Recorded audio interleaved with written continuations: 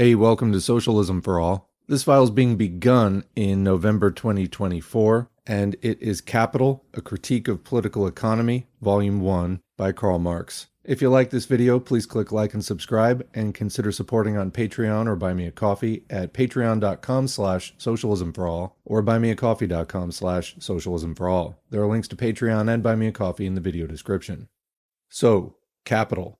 Das Kapital. The big one. We're going to read it, and you're going to understand it. As the title, Volume 1, implies, there are several volumes of Kapital, all of which are quite lengthy, but we're going to start with this one and get to the others in due time. This entry is number 25 in the Basic Marxism-Leninism Study Guide playlist, which we've actually been cracking away at since February 2020. Along the way, we have covered several hundred other audiobooks, but it's always good to come back to these foundational texts, as I know that there are plenty of people who have never read this, and we're going to read it together, breaking each chapter down with a study guide, key concepts, all of that. So if you've been listening to the Basic Marxism-Leninism Study Guide playlist, which I highly recommend, you already will have heard some shorter texts, which in a way are kind of summaries of this one. Value, Price, and Profit, in particular, is kind of a condensed version of Kapital. That one's also published under the title Wages, Price, and Profit. And Wage, Labor, and Capital is another short, I think that the video's 2 hours long, kind of an intro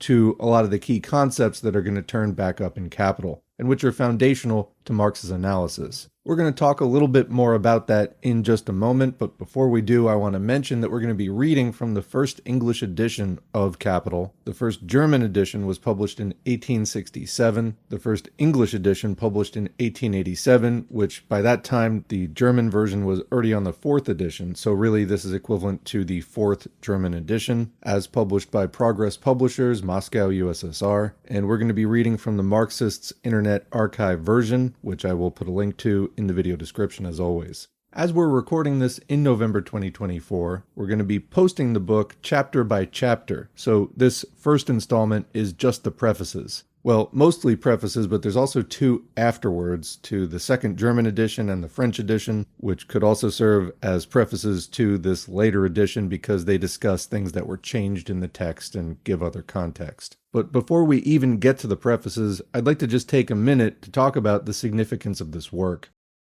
So basically, Kapital is a work of economic analysis. While some of Marx and Engels' other works, and then especially the works of Lenin later, would focus more on the political implications of the rule of capital and the struggle of the capitalists to hold on to their system against the interests and efforts of other classes in society, Kapital focuses more on the actual inner functionings of capitalism. In this work, Marx builds off of and critiques earlier economists such as Adam Smith and David Ricardo to build a more complete criticism of capitalism, including, through a historical materialist analysis, how Marx thought it was likely to eventually meet its end someday. And of course, Marx was not neutral on that outcome. It's something he actively advocated for and was active in political movements to try to promote various tactics and strategies in different countries to try to hasten the end of capitalism, specifically by aiding the various workers' movements that were cropping up and trying to help them embrace these ideas, rather than their embracing some of the other competing self-described anti-capitalist ideologies such as anarchism.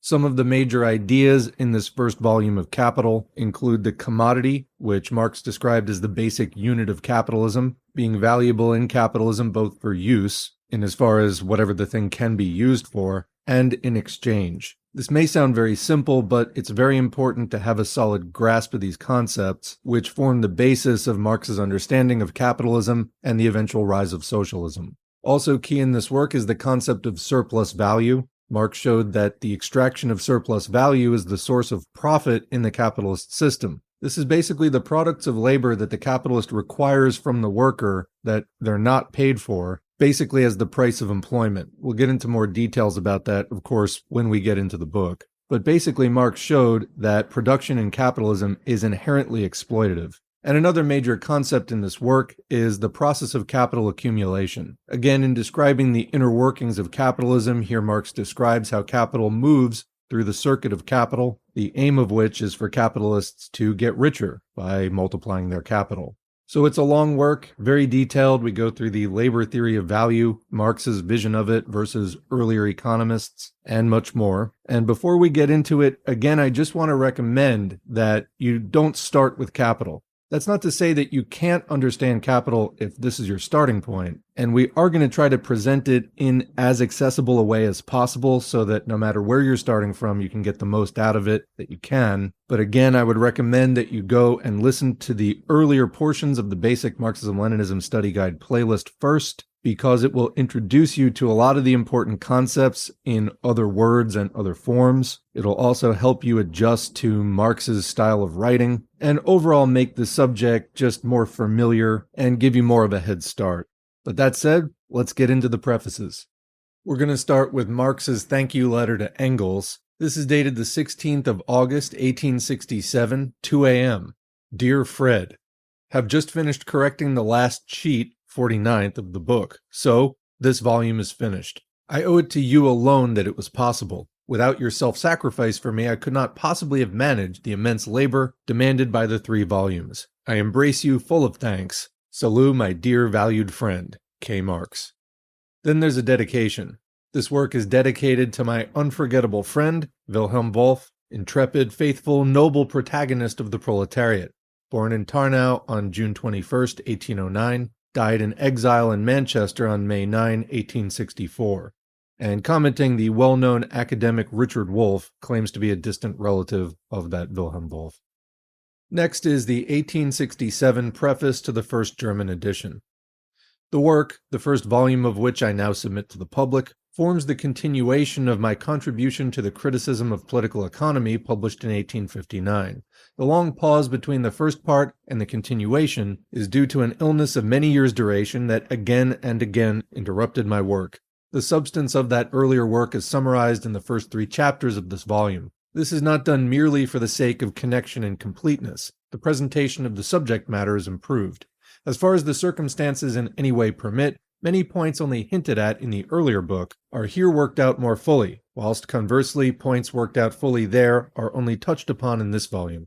The sections on the history of the theories of value and of money are now, of course, left out altogether. The reader of the earlier work will find, however, in the notes to the first chapter additional sources of reference relative to the history of those theories. Every beginning is difficult, holds in all sciences. To understand the first chapter, especially the section that contains the analysis of commodities, will therefore present the greatest difficulty. So commenting, if you have a hard time with the first chapter, hang in there, listen to it a few times, because according to Marx, it's the hardest chapter and the rest of the book gets easier from there. Continuing, that which concerns more especially the analysis of the substance of value and the magnitude of value, I have, as much as it was possible, popularized. Footnote here, this is the more necessary as even the section of Ferdinand Lassalle's work against Schulze Delitzsch, in which he professes to give the, quote, intellectual quintessence of my explanations on these subjects, contains important mistakes. If Ferdinand Lassalle has borrowed almost literally from my writings, and without any acknowledgement, all the general theoretical propositions in his economic works, e.g. those on the historical character of capital, on the connection between the conditions of production and the mode of production, etc., even to the terminology created by me, this may perhaps be due to purposes of propaganda. I am here, of course, not speaking of his detailed working out and application of these propositions, with which I have nothing to do. Back to the main text. The value form, whose fully developed shape is the money form, is very elementary and simple. Nevertheless, the human mind has for more than 2,000 years sought in vain to get to the bottom of it all, whilst on the other hand, to be the successful analysis of much more composite and complex forms, there has been at least an approximation. Why? Because the body, as an organic whole, is more easy of study than are the cells of the body. In the analysis of economic forms, moreover, neither microscopes nor chemical reagents are of use. The force of abstraction must replace both. But in bourgeois society, the commodity form of the product of labor, or value form of the commodity, is the economic cell form. To the superficial observer, the analysis of these forms seems to turn upon minutiae. It does in fact deal with minutiae, but they are of the same order as those dealt with in microscopic anatomy. With the exception of the section on value form, therefore, this volume cannot stand accused on the score of difficulty. I presuppose, of course, a reader who is willing to learn something new, and therefore has to think for themselves. The physicist either observes physical phenomena where they occur in their most typical form and most free from disturbing influence, or, wherever possible, they make experiments under conditions that assure the occurrence of the phenomenon in its normality. In this work, I have to examine the capitalist mode of production, and the conditions of production and exchange corresponding to that mode. Up to the present time, their classic ground is England. That is the reason why England is used as the chief illustration in the development of my theoretical ideas. If, however, the German reader shrugs his shoulders at the condition of the English industrial and agricultural laborers, or in optimist fashion comforts himself with the thought that in Germany things are not nearly so bad, I must plainly tell them it is of you that the story is told.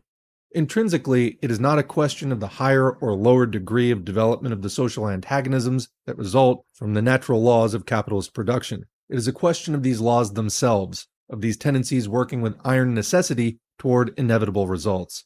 The country that is more developed industrially only shows, to the less developed, the image of its own future. So comment what Marx is saying, capitalism just runs on a particular logic. When the capitalist class has its revolution and overthrows the old previous feudal order, it starts running the logic, the processes that constitute capitalism. So it starts wherever feudal society left off, and then it starts acting upon those conditions, transforming them in particular ways. So there are certain social antagonisms, class contradictions, that are just inherently part of the capitalist order in any country, and that's going to be developed to a certain extent in the early days, but then just according to the logic of capitalism inevitably goes towards certain results. Continuing, but apart from this, where capitalist production is fully naturalized among the Germans, for instance in the factories proper, the condition of things is much worse than in England, because the counterpoise of the Factory Acts is wanting. So commenting, even though it's less developed in Germany, some of the conditions are actually worse, because even though capitalism doesn't have such a hold, there are fewer regulations and labor laws. So you have to think about things like that. Continuing, in all other spheres, we, like all the rest of continental Western Europe, suffer not only from the development of capitalist production, but also from the incompleteness of that development. Alongside the modern evils, a whole series of inherited evils oppress us, arising from the passive survival of antiquated modes of production, with their inevitable train of social and political anachronisms. We suffer not only from the living, but from the dead. The dead holds the living in their grasp. So commenting, just because a capitalist revolution has taken place, it doesn't mean that the entire society has been 100% top to bottom remade anew. The capitalist class is of course going to make certain changes that pave the way for them to assert their hold on society collectively as a class and to run capitalism. But all kinds of norms and rules survive from the old order. Continuing, the social statistics of Germany and the rest of continental Western Europe are, in comparison with those of England, wretchedly compiled.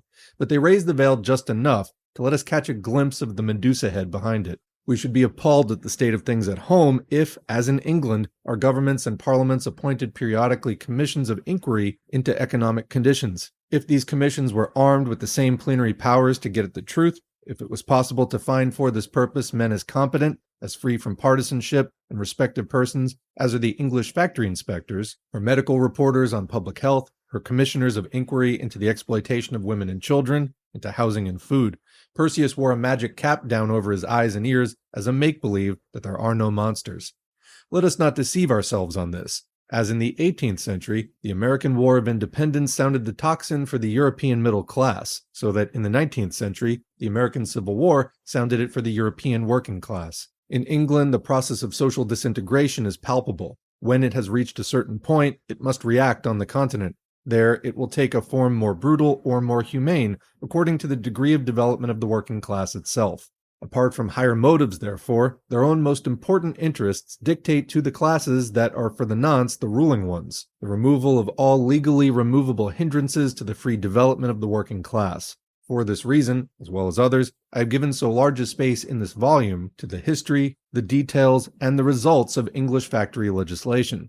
One nation can and should learn from others. And even when a society has got upon the right track for the discovery of the natural laws of its movement, and it is the ultimate aim of this work to lay bare the economic law of motion of modern society, it can neither clear by bold leaps, nor remove by legal enactments the obstacles offered by the successive phases of its normal development.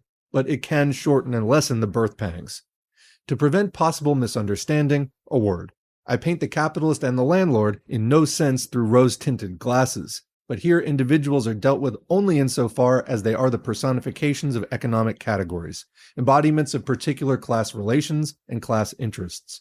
My standpoint, from which the evolution of the economic formation of society is viewed as a process of natural history, can less than any other make the individual responsible for relations whose creature he socially remains, however much he may subjectively raise himself above them. In the domain of political economy, free scientific inquiry meets not merely the same enemies as in all other domains. The peculiar nature of the materials it deals with summons as foes into the field of battle the most violent, mean, and malignant passions of the human breast, the furies of private interest. The English established church, e.g., will more readily pardon an attack on 38 of its 39 articles than on 1/39th of its income. Nowadays, atheism is culpa levis, relatively slight sin, as compared with criticism of existing property relations. Nevertheless, there is an unmistakable advance. I refer, for example, to the Blue Book published within the last few weeks, correspondence with Her Majesty's missions abroad regarding industrial questions and trades unions. The representatives of the English crown in foreign countries there declare in so many words that in Germany, in France, to be brief, in all the civilized states of the European continent, radical change in the existing relations between capital and labor is as evident and inevitable as in England.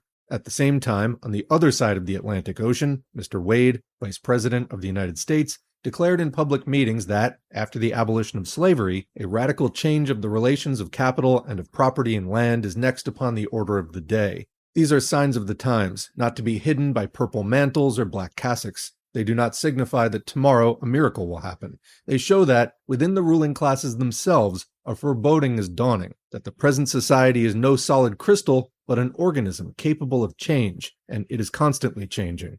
The second volume of this book will treat of the process of the circulation of capital, Book 2, and of the varied forms assumed by capital in the course of its development, Book 3. The third and last volume, Book 4, the history of the theory. Every opinion based on scientific criticism I welcome. As to prejudices of so-called public opinion, to which I have never made concessions, now, as aforetime, the maxim of the great Florentine is mine. Follow your own course, and let people talk. Karl Marx, London, July 25, 1867. And now the 1872 preface to the French edition. To the citizen Maurice Lachatre. Dear citizen, I applaud your idea of publishing the translation of Das Kapital as a serial. In this form, the book will be more accessible to the working class, a consideration which, to me, outweighs everything else. That is the good side of your suggestion, but here is the reverse of the medal. The method of analysis which I have employed, and which had not previously been applied to economic subjects, makes the reading of the first chapters rather arduous, and it is to be feared that the French public, always impatient to come to a conclusion, eager to know the connection between general principles and the immediate questions that have aroused their passions, may be disheartened because they will be unable to move on at once. That is a disadvantage I am powerless to overcome, unless it be by forewarning and forearming those readers who zealously seek the truth. There is no royal road to science, and only those who do not dread the fatiguing climb of its steep paths have a chance of gaining its luminous summits. Believe me, dear citizen, your devoted Karl Marx, London, March 18, 1872. And now this is the 1873 afterword to the second German edition. I must start by informing the readers of the first edition about the alterations made in the second edition. One is struck at once by the clearer arrangement of the book. Additional notes are everywhere marked as notes to the second edition. The following are the most important points with regard to the text itself. In Chapter 1, Section 1, the derivation of value from an analysis of the equations by which every exchange value is expressed has been carried out with greater scientific strictness. Likewise, the connection between the substance of value and the determination of the magnitude of value by socially necessary labor time, which was only alluded to in the first edition, is now expressly emphasized. Chapter 1, Section 3, the form of value, has been completely revised, a task which was made necessary by the double exposition in the first edition, if nothing else. Let me remark in passing that double exposition had been occasioned by my friend, Dr. L. Kugelmann in Hanover. I was visiting him in the spring of 1867 when the first proof sheets arrived from Hamburg, and he convinced me that most readers needed a supplementary, more didactic or explicitly educational explanation of the form of value. The last section of the first chapter, the fetishism of commodities, etc., has largely been altered. Chapter 3, Section 1, The Measure of Value, has been carefully revised because in the first edition the section had been treated negligently, the reader having been referred to the explanation already given in A Contribution to the Criticism of Political Economy. Chapter 7, particularly Part 2, or in the English edition, Chapter 9, Section 2, has been rewritten to a great extent. It would be a waste of time to go into all the partial textual changes, which were often purely stylistic. They occur throughout the book. Nevertheless, I find now, on revising the French translation appearing in Paris, that several parts of the German original stand in need of rather thorough remolding. Other parts require rather heavy stylistic editing, and still others painstaking elimination of occasional slips. But there was no time for that, for I had been informed only in the autumn of 1871, when in the midst of other urgent work, that the book was sold out and that the printing of the second edition was to begin in January of 1872. The appreciation which Das Kapital rapidly gained in wide circles of the German working class is the best reward of my labors. Herr Meyer, a Vienna manufacturer, who in economic matters represents the bourgeois point of view, in a pamphlet published during the Franco-German War, aptly expounded the idea that the great capacity for theory, which used to be considered a hereditary German possession, had almost completely disappeared amongst the so-called educated classes in Germany, but that amongst its working class, on the contrary, that capacity was celebrating its revival. To the present moment, political economy in Germany is a foreign science. Gustav von Gulick, in his historical description of commerce, industry, etc., especially in the two first volumes published in 1830, has examined at length the historical circumstances that prevented, in Germany, the development of the capitalist mode of production, and consequently the development in that country of modern bourgeois society. Thus, the soil whence political economy springs was wanting.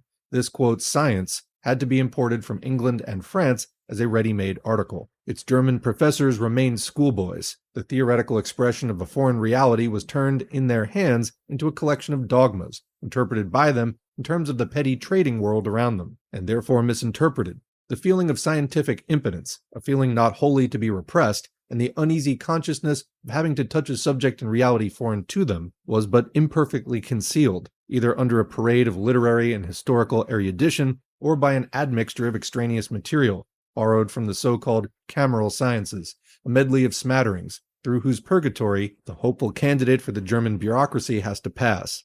Since 1848, capitalist production has developed rapidly in Germany, and at the present time it is in the full bloom of speculation and swindling. But fate is still unpropitious to our professional economists. At the time when they were able to deal with political economy in a straightforward fashion, modern economic conditions did not actually exist in Germany. And as soon as these conditions did come into existence, they did so under circumstances that no longer allowed of their being really and impartially investigated within the bounds of the bourgeois horizon.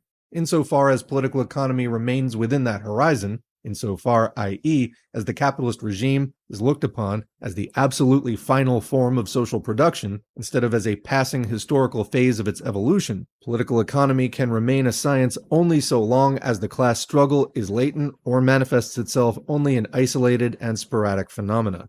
Let us take England. Its political economy belongs to the period in which the class struggle was as yet undeveloped. Its last great representative, Ricardo, in the end, consciously makes the antagonism of class interests, of wages and profits, of profits and rent, the starting point of his investigations, naively taking this antagonism for a social law of nature. But by this start, the science of bourgeois economy had reached the limits beyond which it could not pass. Already in the lifetime of Ricardo, and in opposition to him, it was met by criticism in the person of Sismondi.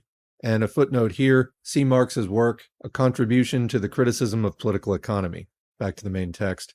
The succeeding period, from 1820 to 1830, was notable in England for scientific activity in the domain of political economy. It was the time as well of the vulgarizing and extending of Ricardo's theory as of the contest of that theory with the old school. Splendid tournaments were held. What was done then is little known to the continent generally, because the polemic is for the most part scattered through articles and reviews, occasional literature and pamphlets. The unprejudiced character of this polemic, although the theory of Ricardo already serves, in exceptional cases, as a weapon of attack upon bourgeois economy, is explained by the circumstances of the time. On the one hand, modern industry itself was only just emerging from the age of childhood, as is shown by the fact that with the crisis of 1825, it for the first time opens the periodic cycle of its modern life. On the other hand, the class struggle between capital and labor is forced into the background. Politically, by the discord between the governments and the feudal aristocracy gathered around the Holy Alliance on the one hand, and the popular masses, led by the bourgeoisie on the other. Economically, by the quarrel between industrial capital and aristocratic landed property, a quarrel that in France was concealed by the opposition between small and large landed property, and that in England broke out openly after the Corn Laws. The literature of political economy in England at this time calls to mind the stormy forward movement in France after Dr. Quenet's death, but only as a St. Martin's summer reminds us of spring. With the year 1830 came the decisive crisis. In France and in England, the bourgeoisie had conquered political power. Thenceforth, the class struggle, practically as well as theoretically, took on more and more outspoken and threatening forms. It sounded the knell of scientific bourgeois economy. It was thenceforth no longer a question whether this theorem or that was true, but whether it was useful to capital or harmful, expedient or inexpedient, politically dangerous or not. In place of disinterested inquirers, there were hired prize fighters. In place of genuine scientific research, the bad conscience and the evil intent of apologetic. Commenting, so what Marx is saying is that as the class struggle started to come out into the open, and the bourgeoisie, now in political power, were starting to be threatened, scientific capitalist economics went by the wayside. The capitalist class was no longer interested in the objective pursuit of truth, but only in hanging on to their system. So it was no longer a question of what economic theorems were true, but just what was going to be helpful to the capitalists in maintaining their hold on power. Continuing still, even the obtrusive pamphlets with which the Anti-Corn Law League, led by the manufacturers Cobden and Bright, deluged the world, have a historic interest, if no scientific one, on account of their polemic against the landed aristocracy. But since then, the free trade legislation, inaugurated by Sir Robert Peel, has deprived vulgar economy of this its last sting. The Continental Revolution of 1848-9 also had its reaction in England. Men who still claimed some scientific standing and aspired to be something more than mere sophists and sycophants of the ruling classes, tried to harmonize the political economy of capital with the claims, no longer to be ignored, of the proletariat. I feel like we're still going through that now. Hence a shallow syncretism of which John Stuart Mill is the best representative. It is a declaration of bankruptcy by bourgeois economy, an event on which the great Russian scholar and critic N. Chernyshevsky has thrown the light of a master mind in his Outlines of Political Economy according to Mill. In Germany, therefore, the capitalist mode of production came to a head, after its antagonistic character had already, in France and England, shown itself in a fierce strife of classes, and meanwhile, moreover, the German proletariat had attained a much more clear class consciousness than the German bourgeoisie. Thus, at the very moment when a bourgeois science of political economy seemed at last possible in Germany, it had in reality again become impossible. Under these circumstances, its professors fell into two groups. The one set, prudent, practical business folk, flocked to the banner of Bastiat, the most superficial and therefore the most adequate representative of the apologetic of vulgar economy. The other, proud of the professorial dignity of their science, followed John Stuart Mill in his attempt to reconcile irreconcilables. Just as in the classical time of bourgeois economy, so also in the time of its decline, the Germans remained mere schoolboys, imitators and followers, petty retailers and hawkers in the service of the great foreign wholesale concern. The peculiar historical development of German society therefore forbids, in that country, all original work in bourgeois economy, but not the criticism of that economy. So far as such criticism represents a class, it can only represent the class whose vocation in history is the overthrow of the capitalist mode of production and the final abolition of all classes, the proletariat. The learned and unlearned spokesmen of the German bourgeoisie tried at first to kill Das Kapital by silence, as they had managed to do with my earlier writings. As soon as they found that these tactics no longer fitted in with the conditions of the time, they wrote, under pretense of criticizing my book, prescriptions, quote, for the tranquilization of the bourgeois mind. But they found in the workers' press, see, for example, Joseph Dietzken's articles in the Volksstadt, antagonists stronger than themselves, to whom, down to this very day, they owe a reply. Footnote here, the mealy-mouthed babblers of German vulgar economy fell foul of the style of my book. No one can feel the literary shortcomings in Das Kapital more strongly than I myself. Yet I will, for the benefit and the enjoyment of these gentlemen and their public, quote in this connection one English and one Russian notice. The Saturday Review, always hostile to my views, said in its notice of the first edition, quote, The presentation of the subject invests the driest economic questions with a certain peculiar charm, unquote. The St. Petersburg Journal, in its issue of April 8, 1872, says, quote, "The presentation of the subject, with the exception of one or two exceptionally special parts, is distinguished by its comprehensibility by the general reader, its clearness, and, in spite of the scientific intricacy of the subject, by an unusual liveliness. In this respect, the author in no way resembles the majority of German scholars who write their books in a language so dry and obscure that the heads of ordinary mortals are cracked by it," unquote. Back to the main text. An excellent Russian translation of Kapital appeared in the spring of 1872. The edition of 3,000 copies is already nearly exhausted. As early as 1871, N. Sieber, professor of political economy in the University of Kiev, in his work David Ricardo's Theory of Value and of Capital, referred to my theory of value, of money, and of capital as, in its fundamentals, a necessary sequel to the teaching of Smith and Ricardo. That which astonishes the Western European in the reading of this excellent work is the author's consistent and firm grasp of the purely theoretical position. That the method employed in Capital has been little understood is shown by the various conceptions, contradictory to one another, that have been formed of it. Thus the Paris Review Positiviste reproaches me in that, on the one hand, I treat economics metaphysically, and, on the other hand, confine myself to the mere critical analysis of actual facts, instead of writing recipes for the cookshops of the future. In answer to the reproach in regarding metaphysics, Professor Sieber has it, quote, "Insofar as it deals with actual theory, the method of Marx is the deductive method of the whole English school, a school whose failings and virtues are common to the best theoretic economists," unquote. Monsieur Bloch, in The Theoreticians of Socialism in Germany, extract of the Journal of Economists, July and August 1872, makes the discovery that my method is analytic, and says, "With this work, Monsieur Marx places himself among the most eminent analytical minds." German reviews, of course, shriek out at, quote, "Hegelian sophistics."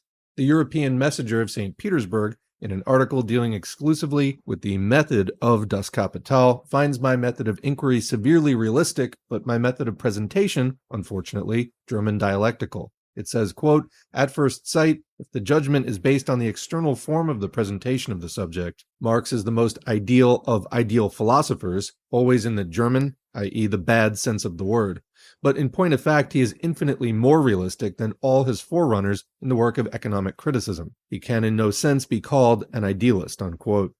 I cannot answer the writer better than by aid of a few extracts from his own criticism, which may interest some of my readers to whom the Russian original is inaccessible. After a quotation from the preface to my criticism of political economy, where I discuss the materialistic basis of my method, the writer goes on, quote, "The one thing which is of moment to Marx is to find the law of the phenomena with whose investigation he is concerned, and not only is that law of moment to him which governs these phenomena, insofar as they have a definite form and mutual connection within a given historical period. Of still greater moment to him is the law of their variation, of their development, i.e. of their transition from one form into another, from one series of connections into a different one.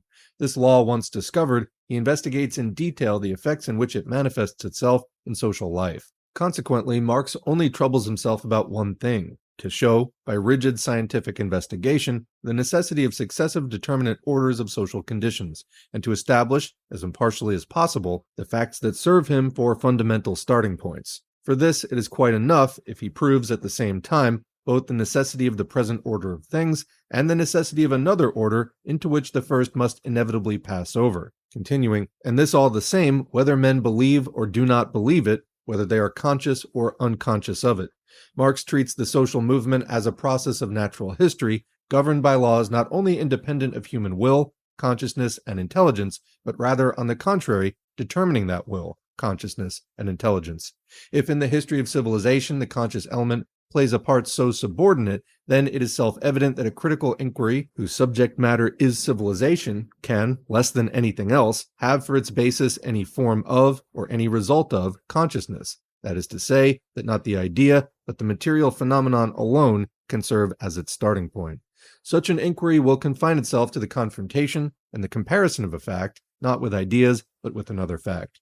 For this inquiry, the one thing of moment is that both facts be investigated as accurately as possible, and that they actually form, each with respect to the other, different momenta of an evolution. But most important of all is the rigid analysis of the series of successions, of the sequences and concatenations in which the different stages of such an evolution present themselves. But it will be said, the general laws of economic life are one and the same, no matter whether they are applied to the present or the past. This Marx directly denies. According to him, such abstract laws do not exist. On the contrary, in his opinion, every historical period has laws of its own. As soon as society has outlived a given period of development, and is passing over from one given stage to another, it begins to be subject also to other laws. In a word, economic life offers us a phenomenon analogous to the history of evolution in other branches of biology. The old economists misunderstood the nature of economic laws when they likened them to the laws of physics and chemistry.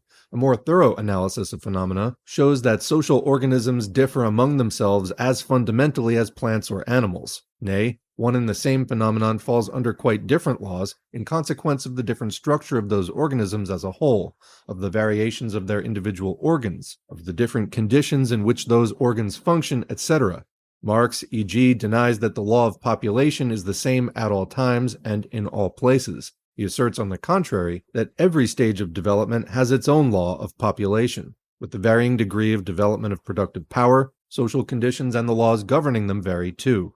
Whilst Marx sets himself the task of following and explaining from this point of view the economic system established by the sway of capital, he is only formulating, in a strictly scientific manner, the aim that every accurate investigation into economic life must have. The scientific value of such an inquiry lies in the disclosing of the special laws that regulate the origin, existence, development, death of a given social organism and its replacement by another and higher one, and it is this value that, in point of fact, Marx's book has." Unquote.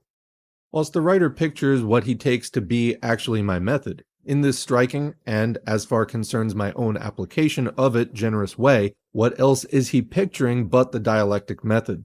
Of course, the method of presentation must differ in form from that of inquiry. The latter has to appropriate the material in detail, to analyze its different forms of development, to trace out their interconnection. Only after this work is done can the actual movement be adequately described. If this is done successfully, if the life of the subject matter is ideally reflected as in a mirror, then it may appear as if we had before us a mere a priori construction.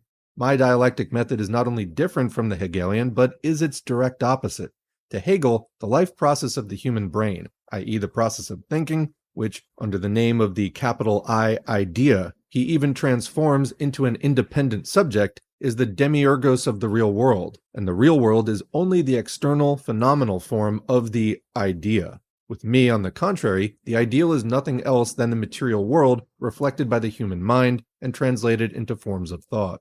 The mystifying side of Hegelian dialectic I criticized nearly 30 years ago, at a time when it was still the fashion. But just as I was working at the first volume of Das Kapital, it was the good pleasure of the peevish, arrogant, mediocre epigonoi who now talk large in cultured Germany to treat Hegel in the same way as the brave Moses Mendelssohn in Lessing's time treated Spinoza, i.e. as a dead dog. I therefore openly avowed myself the pupil of that mighty thinker, and even here and there, in the chapter on the theory of value, coquetted with the modes of expression peculiar to him. The mystification which dialectic suffers in Hegel's hands by no means prevents him from being the first to present its general form of working in a comprehensive and conscious manner. With him, it is standing on its head. It must be turned right side up again if you would discover the rational kernel within the mystical shell. In its mystified form, dialectic became the fashion in Germany, because it seemed to transfigure and to glorify the existing state of things. In its rational form, it is a scandal and abomination to bourgeoisdom and its doctrinaire professors, because it includes in its comprehension and affirmative recognition of the existing state of things, at the same time also the recognition of the negation of that state, of its inevitable breaking up, because it regards every historically developed social form as in fluid movement, and therefore takes into account its transient nature not less than its momentary existence, because it lets nothing impose upon it, and is in its essence critical and revolutionary. The contradictions inherent in the movement of capitalist society impress themselves upon the practical bourgeois most strikingly in the changes of the periodic cycle through which modern industry runs, and whose crowning point is the universal crisis.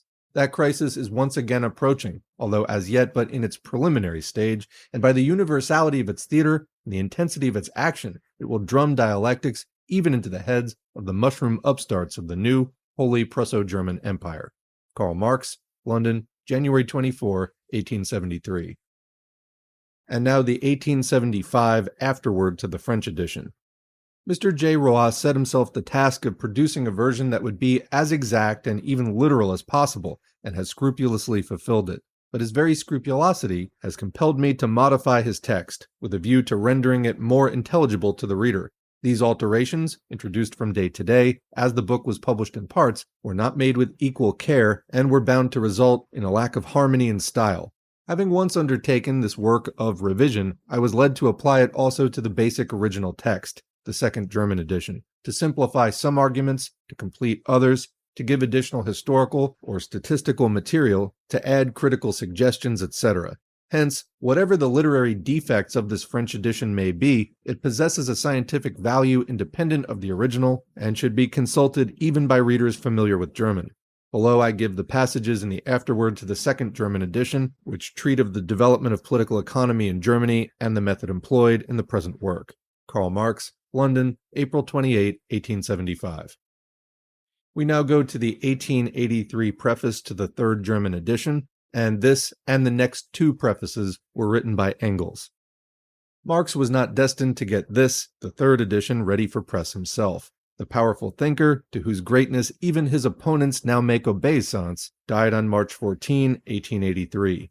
Upon me, who in Marx lost the best, the truest friend I had, and had for 40 years, the friend to whom I am more indebted than can be expressed in words, upon me now devolved the duty of attending to the publication of this third edition, as well as of the second volume, which Marx had left behind in his manuscript. I must now account here to the reader for the way in which I discharged the first part of my duty.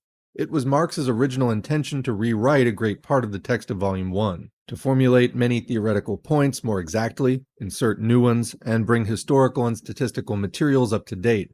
But his ailing condition and the urgent need to do the final editing of Volume 2 induced him to give up the scheme. Only the most necessary alterations were to be made. Only the insertions which the French edition already contained were to be put in.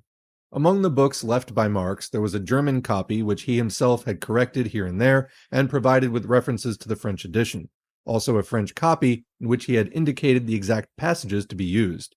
These alterations and additions are confined, with few exceptions, to the last, or in the English edition, the second to last part of the book, the accumulation of capital.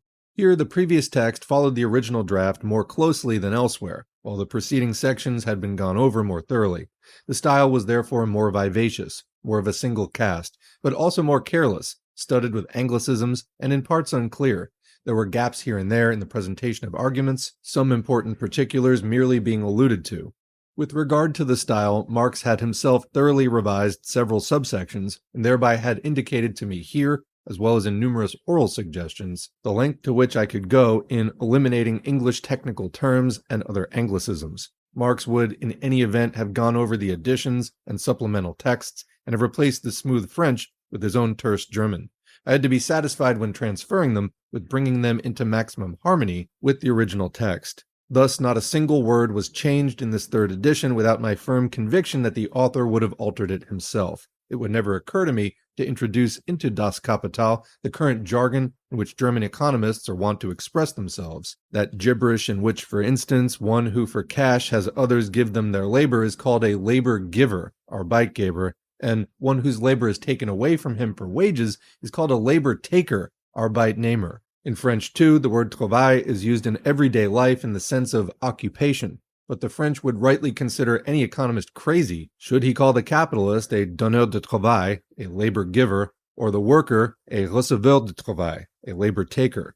Nor have I taken the liberty to convert the English coins and monies, measures and weights used throughout the text to their new German equivalents. When the first edition appeared, there were as many kinds of measures and weights in Germany as there are days in the year. Besides, there were two kinds of marks. The Reichsmark existed at the time only in the imagination of Zottberg, who had invented it in the late 30s. Two kinds of gulden, and at least three kinds of thaler, including one called Neues Zweidrittel. In the natural sciences, the metric system prevailed. In the world market, English measures and weights. Under such circumstances, English units of measure were quite natural for a book which had to take its factual proofs almost exclusively from British industrial relations. The last named reason is decisive even today, especially because the corresponding relations in the world market have hardly changed, and English weights and measures almost completely control precisely the key industries, iron and cotton.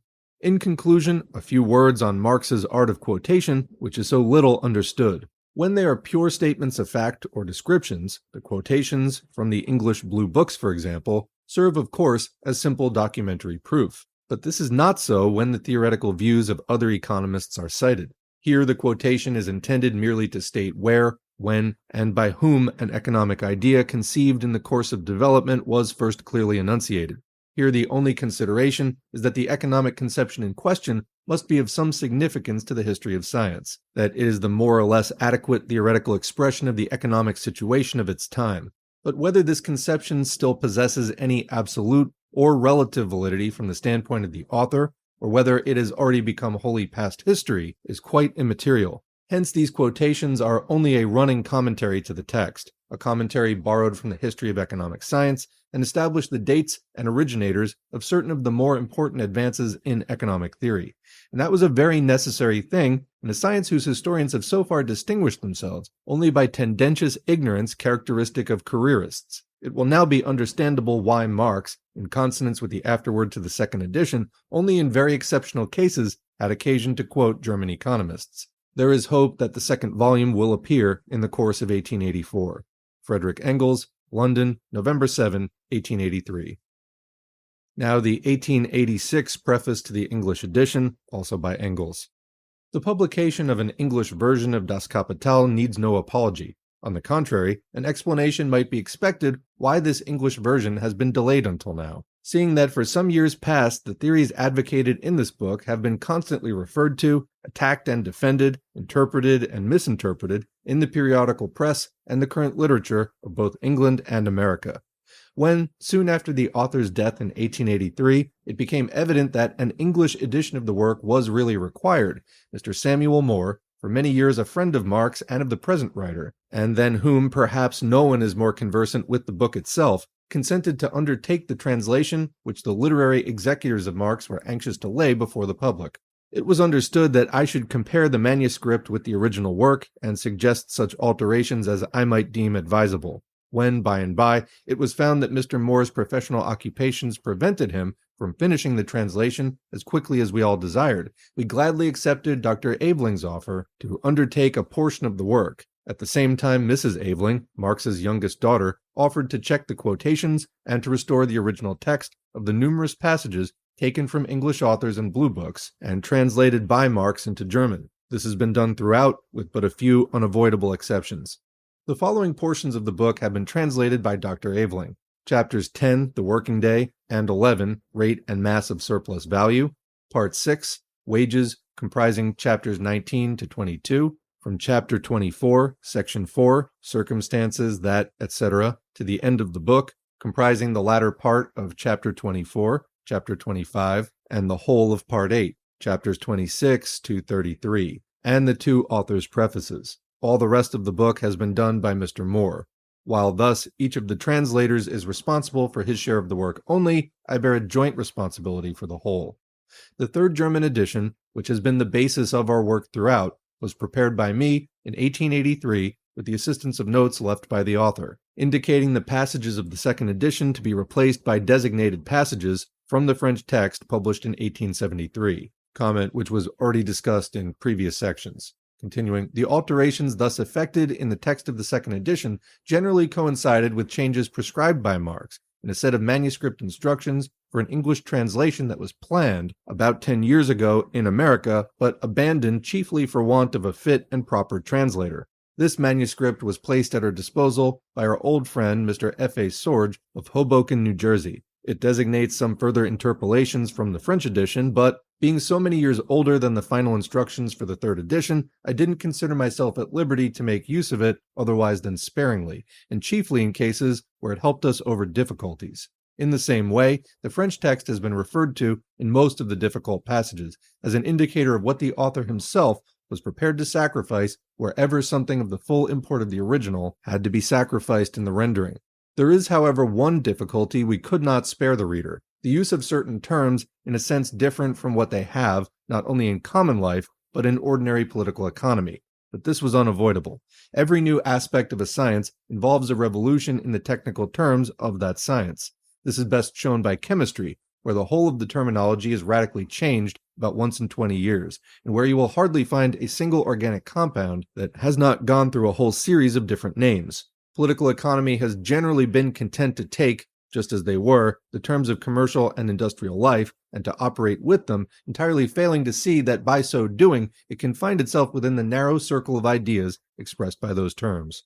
Thus, though perfectly aware that both profits and rent are but subdivisions, fragments of that unpaid part of the product which the laborer has to supply to his employer, its first appropriator, though not its ultimate exclusive owner, yet even classical political economy never went beyond the received notions of profits and rents, never examined this unpaid part of the product, called by Marx surplus product, in its integrity as a whole, and therefore never arrived at a clear comprehension either of its origin and nature or of the laws that regulate the subsequent distribution of its value.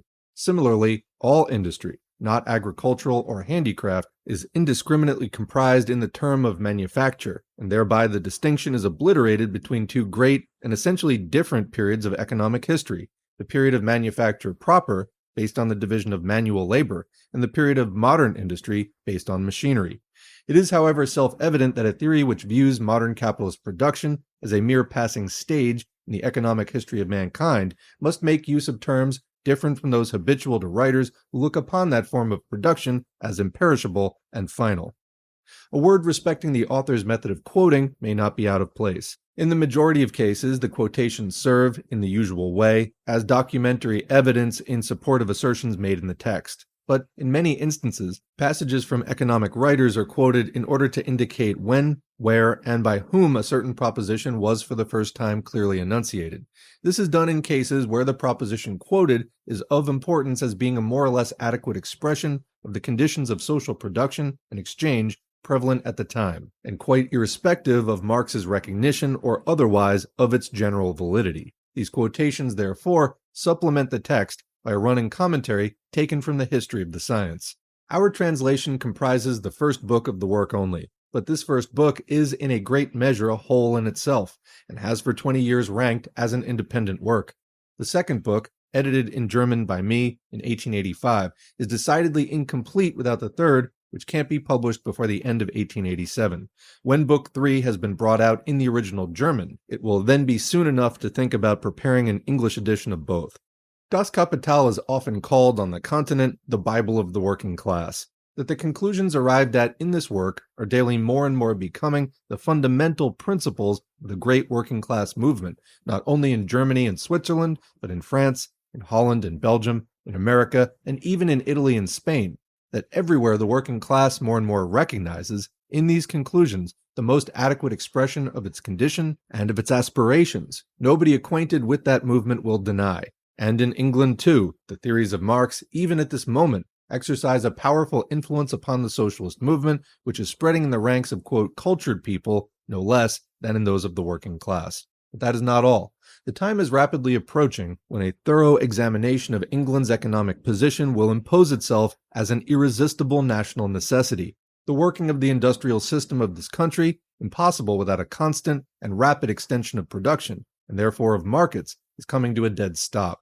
Free trade has exhausted its resources. Even Manchester doubts this, its quondam economic gospel. Footnote here, at the quarterly meeting of the Manchester Chamber of Commerce held this afternoon, a warm discussion took place on the subject of free trade. A resolution was moved to the effect that, quote, having waited in vain for 40 years for other nations to follow the free trade example of England, this chamber thinks the time has now arrived to reconsider that position. The resolution was rejected by a majority of one only, the figures being 21 for and 22 against, unquote. That's quoting from the Evening Standard, November 1st, 1886. Back to the main text. Foreign industry, rapidly developing, stares English production in the face everywhere, not only in protected, but also in neutral markets, and even on this side of the Channel. While the productive power increases in a geometric, the extension of markets proceeds at best in an arithmetic ratio. The decennial cycle of stagnation, prosperity, overproduction, and crisis ever recurrent from 1825 to 1867, seems indeed to have run its course, but only to land us in the slough of despond of a permanent and chronic depression. The sighed for period of prosperity will not come. As often as we seem to perceive its heralding symptoms, so often do they again vanish into air. Meanwhile, each succeeding winter brings up afresh the great question, what to do with the unemployed. But while the number of the unemployed keeps swelling from year to year, there's nobody to answer that question, and we can almost calculate the moment when the unemployed, losing patience, will take their own fate into their own hands. Surely, at such a moment, the voice ought to be heard of a man whose whole theory is the result of a lifelong study of the economic history and condition of England,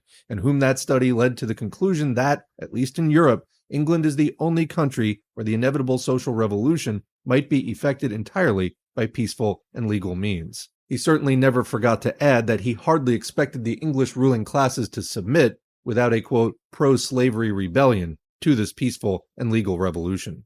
Frederick Engels, November 5, 1886. And now we move on to the final preface, the 1890 preface to the fourth German edition. The fourth edition required that I should establish in final form, as nearly as possible, both text and footnotes. The following brief explanation will show how I have fulfilled this task. After again comparing the French edition and Marx's manuscript remarks, I've made some further additions to the German text from that translation. And commenting, Engels here lists a number of page numbers from 3 different editions of the book. I'm going to skip reading that, but again, I will link to the text. Continuing, I have also followed the example of the French and English editions by putting the long footnote on the minors into the text. Other small alterations are of a purely technical nature. Further, I have added a few more explanatory notes, especially where changed historical conditions seemed to demand this. All these additional notes are enclosed in square brackets and marked either with my initials or DH. Meanwhile, a complete revision of the numerous quotations had been made necessary by the publication of the English edition. For this edition, Marx's youngest daughter, Eleanor, undertook to compare all the quotations with their originals, so that those taken from English sources, which constitute the vast majority, are given there not as retranslations from the German, but in the original English form. In preparing the fourth edition, it was therefore incumbent upon me to consult this text.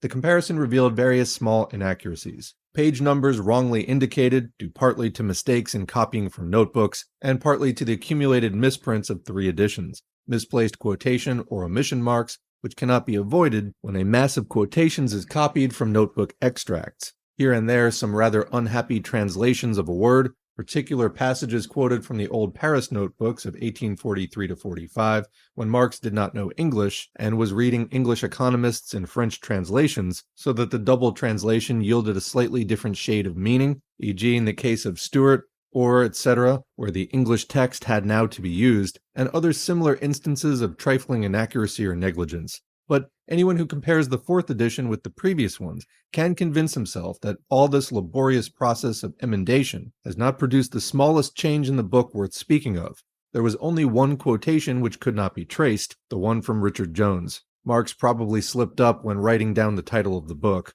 All the other quotations retain their cogency in full, or have enhanced it due to their present exact form. Here, however, I am obliged to revert to an old story.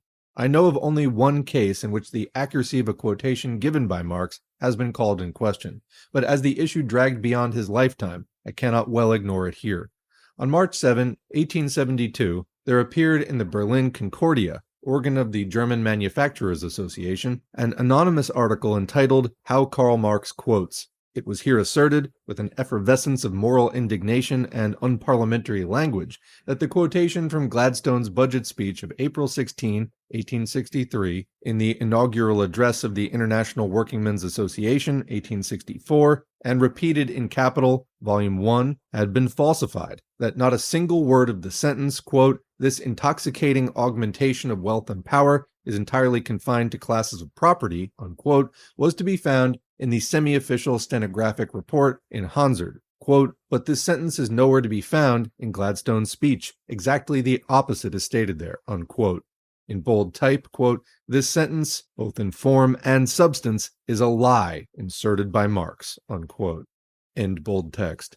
Marx, to whom the number of Concordia was sent the following May, answered the anonymous author in the Volksstadt of June 1st. As he could not recall which newspaper report he had used for the quotation, He limited himself to citing first the equivalent quotation from 2 English publications, and then the report in the Times, according to which Gladstone says, quote, "That is the state of the case as regards the wealth of this country. I must say, for one, I should look almost with apprehension and with pain upon this intoxicating augmentation of wealth and power, if it were my belief that it was confined to classes who are in easy circumstances. This takes no cognizance at all of the condition of the laboring population. The augmentation I've described, and which is founded, I think, upon accurate returns, is an augmentation entirely confined to classes possessed of property." Unquote. Thus Gladstone says here that he would be sorry if it were so, but it is so. This intoxicating augmentation of wealth and power is entirely confined to classes of property. And as to the semi-official Hansard, Marx goes on to say, quote, "In the version which he afterwards manipulated, Mr. Gladstone was astute enough to obliterate this passage, which, coming from an English Chancellor of the Exchequer, was certainly compromising. This, by the way, is a traditional usage in the English Parliament, and not an invention gotten up by little Lasker against Babel." Unquote.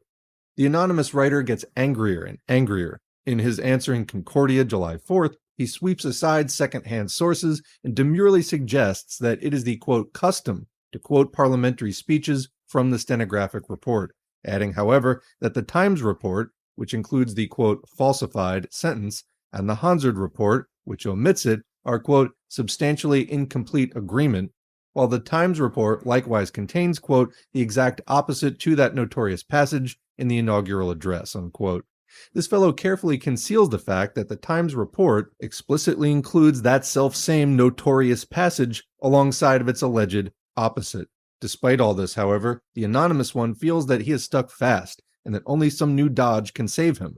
Thus, whilst his article bristles, as we have just shown, with impudent mendacity, and is interlarded with such edifying terms of abuse as bad faith, dishonesty, lying allegation, that spurious quotation, impudent mendacity, a quotation entirely falsified, this falsification, simply infamous, etc., he finds it necessary to divert the issue to another domain, and therefore promises, quote, "to explain in a second article the meaning which we, the non-mendacious anonymous one, attribute to the content of Gladstone's words," unquote, as if his particular opinion, of no decisive value as it is, had anything whatever to do with the matter. This second article was printed in Concordia on July 11th.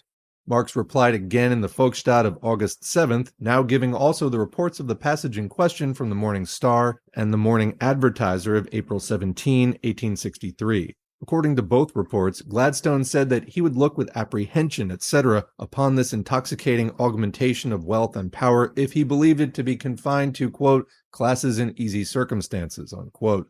But this augmentation was, in fact, quote, "entirely confined to classes possessed of property," unquote. So these reports, too, reproduced word for word the sentence alleged to have been, quote, "lyingly inserted." Marx further established once more, by a comparison of the Times and the Hansard texts, that the sentence, which 3 newspaper reports of identical content, appearing independently of one another the next morning, proved to have been really uttered, was missing from the Hansard report, revised according to the familiar, quote, "custom," and that Gladstone, to use Marx's words, quote, "had afterwards conjured it away," unquote. In conclusion, Marx stated that he had no time for further intercourse with the anonymous one. The latter also seems to have had enough. At any rate, Marx received no further issues of Concordia. With this, the matter appeared to be dead and buried. True, once or twice later on there reached us, from persons in touch with the University of Cambridge, mysterious rumors of an unspeakable literary crime, which Marx was supposed to have committed in Kapital, but despite all investigation, nothing more definite could be learned. Then, on November 29, 1883, 8 months after Marx's death, there appeared in the Times a letter headed Trinity College, Cambridge, and signed Sedley Taylor, in which this little man, who dabbles in the mildest sort of cooperative affairs, seizing upon some chance pretext or other, at last enlightened us, not only concerning those vague Cambridge rumors, but also the anonymous one in Concordia. Quote, "What appears extremely singular," says the little man from Trinity College, "is that it was reserved for Professor Brentano, then of the University of Breslau, now that of Strasbourg, to expose the bad faith which had manifestly dictated the citation made from Mr. Gladstone's speech in the inaugural address.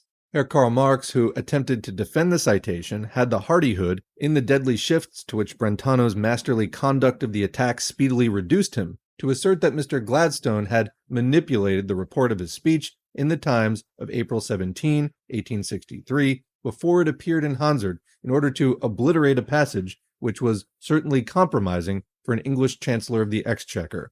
On Brentano's showing, by a detailed comparison of texts, that the reports of the Times and of Hansard agreed in utterly excluding the meaning which the craftily isolated quotation had put upon Mr. Gladstone's words, Marx withdrew from further controversy under the plea of want of time, unquote.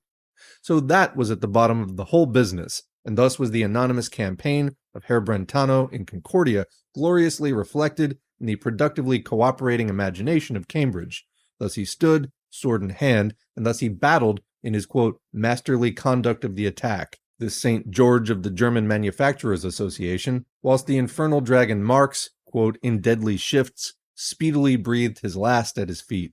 All this Ariostian battle scene, however, only serves to conceal the dodges of our St. George. Here there is no longer talk of lying insertion or falsification, but of craftily isolated quotation, comment, in other words, taking out of context. Continuing, the whole issue was shifted, and St. George and his Cambridge squire very well knew why. Eleanor Marx replied in the monthly journal Today, February 1884, as the Times refused to publish her letter. She once more focused the debate on the sole question at issue. Had Marx lyingly inserted that sentence or not? To this, Mr. Sedley Taylor answered that, quote, the question whether a particular sentence did or did not occur in Mr. Gladstone's speech, unquote, had been, in his opinion, quote, of very subordinate importance in the Brentano-Marx controversy, quote, compared to the issue whether the quotation in dispute was made with the intention of conveying or of perverting Mr. Gladstone's meaning, unquote. He then admits that the Times report contains a, quote, verbal contrariety, unquote. But if the context is rightly interpreted, i.e. in the Gladstonian liberal sense, it shows what Mr. Gladstone meant to say. The most comic point here is that our little Cambridge man now insists upon quoting the speech not from Hansard, as according to the anonymous Brentano, it is, quote, customary to do, but from the Times report, which the same Brentano had characterized as, quote, necessarily bungling. Naturally so, for in Hansard, the vexatious sentence is missing. Eleanor Marx had no difficulty, in the same issue of Today, in dissolving all this argumentation into thin air. Either Mr. Taylor had read the controversy of 1872, in which case he was now making not only, quote, lying insertions, but also, quote, lying suppressions, or he had not read it and ought to remain silent. In either case, it was certain that he didn't dare to maintain for a moment the accusation of his friend Brentano that Marx had made a, quote, lying addition. On the contrary, Marx, it now seems, had not lyingly added, but suppressed an important sentence. But the same sentence is quoted on page 5 of the inaugural address, a few lines before the alleged, quote, lying insertion. And as to the contrariety in Gladstone's speech, is it not Marx himself who, in Kapital, refers to the, quote, continual crying contradictions in Gladstone's budget speeches of 1863 and 1864, unquote. Only he does not presume, a la Mr. Sedley Taylor, to resolve them into complacent liberal sentiments. Eleanor Marx, in concluding her reply, finally sums up as follows, quote, Marx has not suppressed anything worth quoting, neither has he lyingly added anything. But he has restored, rescued from oblivion, a particular sentence of one of Mr. Gladstone's speeches, a sentence which had indubitably been pronounced, but which somehow or other had found its way out of Hansard, unquote. With that, Mr. Sedley Taylor, too, had had enough, and the result of this whole professorial cobweb, spun out over 2 decades in 2 great countries, is that nobody has since dared to cast any other aspersion upon Marx's literary honesty, whilst Mr. Sedley Taylor, no doubt, will hereafter put as little confidence in the literary war bulletins of Herr Brentano as Herr Brentano will in the papal infallibility of Hansard. Frederick Engels, London, June 25, 1890.